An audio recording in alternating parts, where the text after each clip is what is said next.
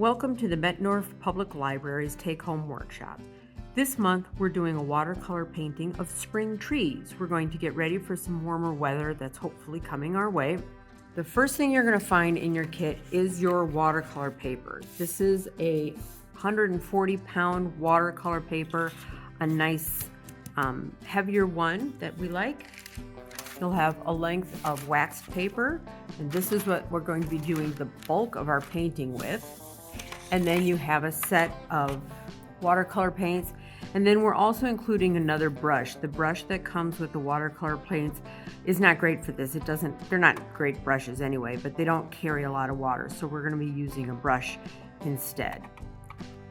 What we're going to ask you to supply, optionally, is a little bit of tape. I like to tape down my watercolor paper because it does curl when it gets wet. It will flatten out again when it dries, but it's just easier if we tape it down. Paper towels or a rag or something like that, and then water. And you'll be switching out your water periodically just to keep it clean so you don't get unwanted colors on your paper. Our first step, I'm going to take some of my tape, and this is just a masking tape, and I'm going to tape down around the edges. You can also tape all the way around, and it gives a nice frame to your painting if you want that, but I'm going to go for more of a deckled edge in my paint around here, so I don't need to tape all the way to the edges. The thing about watercolor is that it will spread wherever water is. You can have great control with it, but it will also move on its own if your paper is wet enough, and that's what we're counting on today. I'm going to start by mixing up a little bit of brown for the stems. If you want to do your stems in black, you can, but I'm just going to take some of my orange here.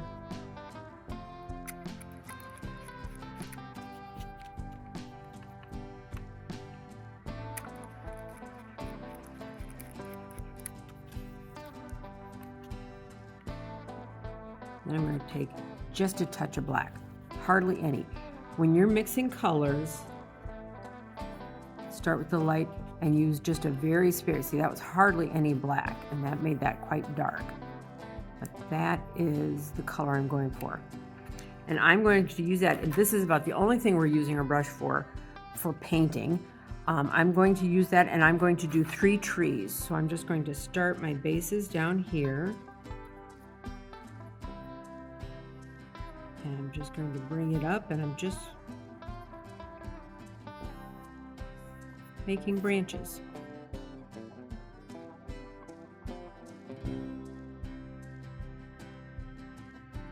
These aren't very dark, and that's okay. We're going to go over them again when we're done putting our leaves and our flowers in. This is more to give us an indication of where we want those leaves and flowers to go. I'm going to make these a little taller.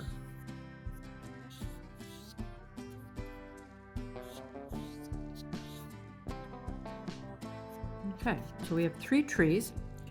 I'm going to clean out my brush, wipe it off on my rag,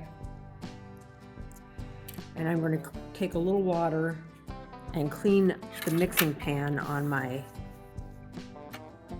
watercolors. You don't have to use this mixing pan. You can use, a dish, a plastic cup, paper plate, plastic plate, anything like that. But I am going to use this. So I'm going to do my greens first. So again, I'm going to take some water. I'm going to put it on the pan. You can see why this brush is preferable to the one that came with the kit. Then I'm going to take some green and put that in there too.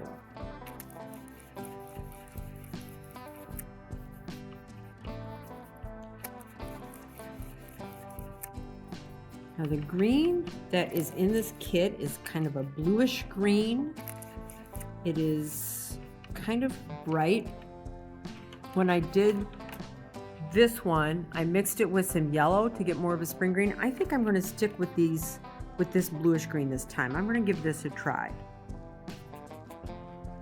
So I have my color mixed. Now this is where I'm going to want the color to spread. So I'm going to start, and I'm just going to start with this tree on my right, And with clean water, I'm just going to go in and brush just water on. I'm trying to avoid brushing over the branches because I don't want to lose them, even though our next step will kind of cover them up. But we're mostly just going around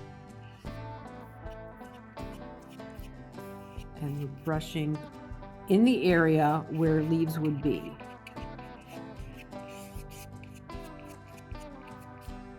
Now, here's the thing that I learned as I was playing with this. The brush works for this fine, so do your fingers. So I just kind of pat that around. I'm going to take a piece of my wax paper, pretty big piece, and I'm just going to wad it up. Not too tight.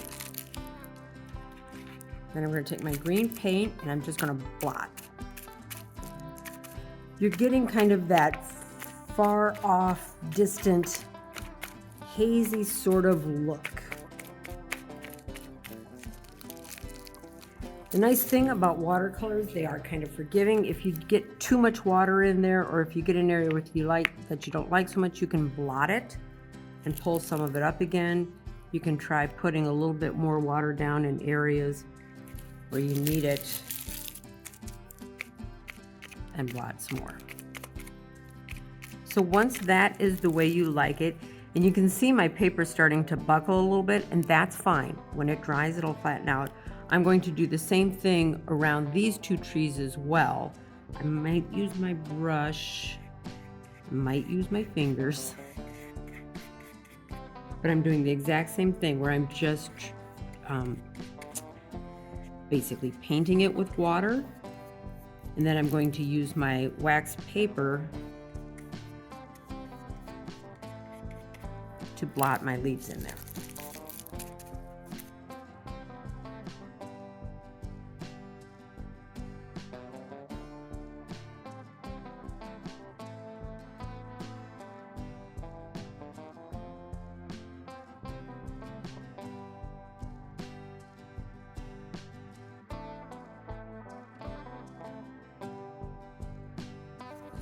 I'm pretty happy with that.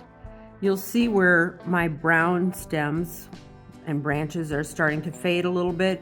Watercolor is about layering. So the more you work an area, the more it's going to kind of lose some of its definition. And that's why later we'll go in and put some of those back in. Here's the hard part now. I have to let that dry.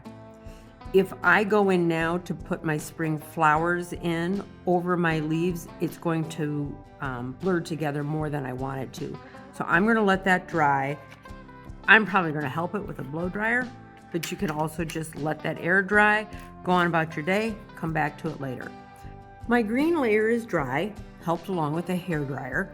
You might notice that it looks a little bit different. I went back in and I did another layer of green. I lost a lot of the definition of some of my little daubs, my little splatters, and I wanted more definition than I had. That is 100% a matter of preference.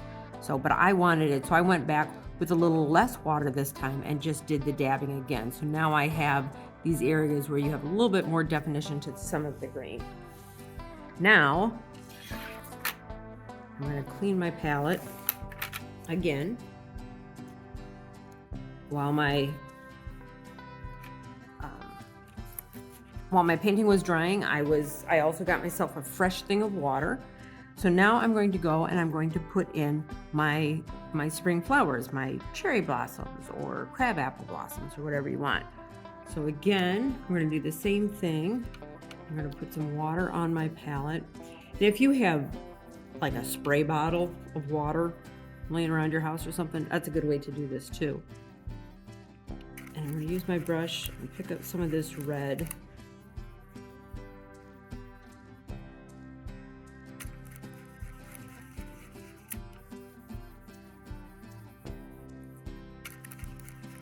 It's a fairly vivid red. So I'm going to clean my brush and I'm going to pick up just a touch of my white. I'm going to lighten it up just a little bit. Yeah, I want a nice soft pink like that. Beautiful. Okay, so now that my color is done,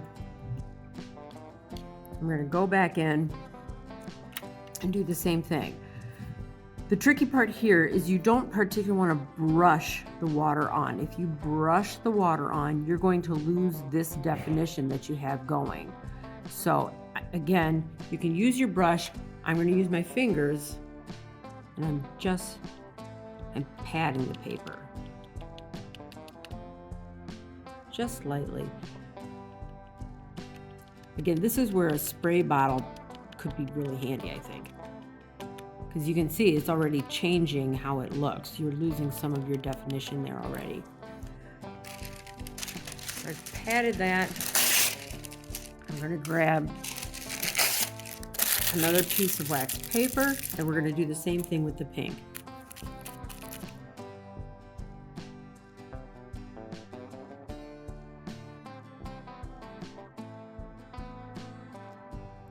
When this is all done, I'm going to once again let it dry, and then I'll probably go back in with a concentration of a little less water, a little more paint, so I don't get the big spreads of color, so I'm just getting a little bit more definition.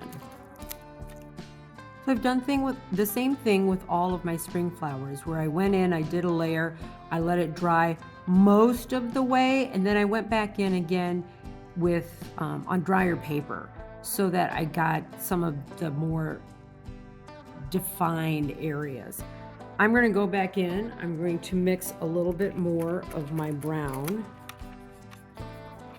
using orange and a small touch of black, just a little bit.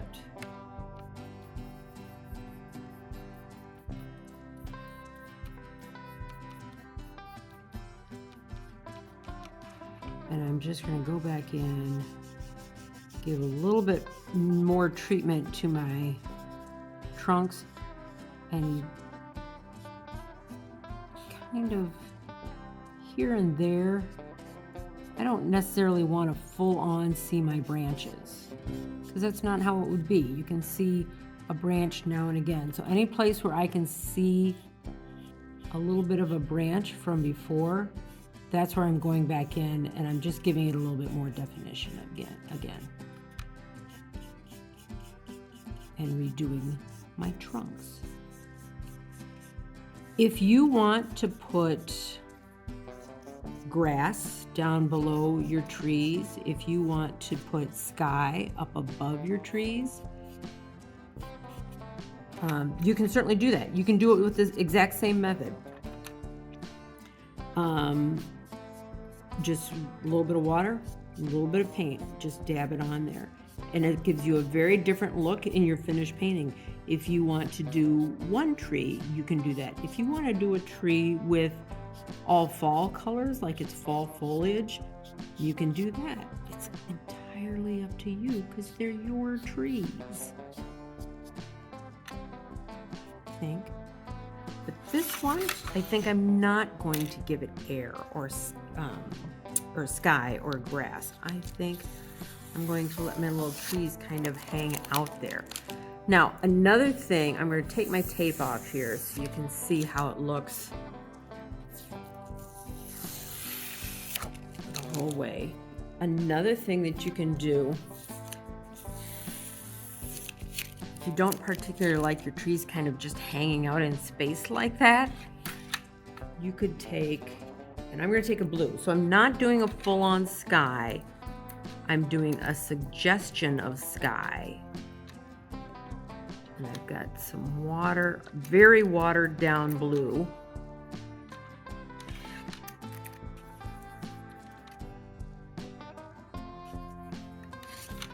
I'm just going to get it on my brush, and then I'm just going to tap my brush on my finger and give it little spatters. Now, my paper's dry, so it's not spreading. If you wanted these little spatters to spread, just make sure your paper's wet, and then it'll spread.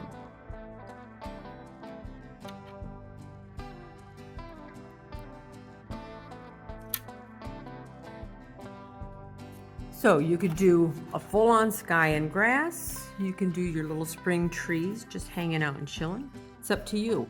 But as always, we want to see them. We want to see your spring trees, or if you decide to do fall trees or summer trees, or perhaps one tree for every season. We'd love to see that. So please share with us on social media. And we'd like to thank the Bettendorf Public Library Foundation and Quad City Bank and Trust for sponsoring this take-home workshop.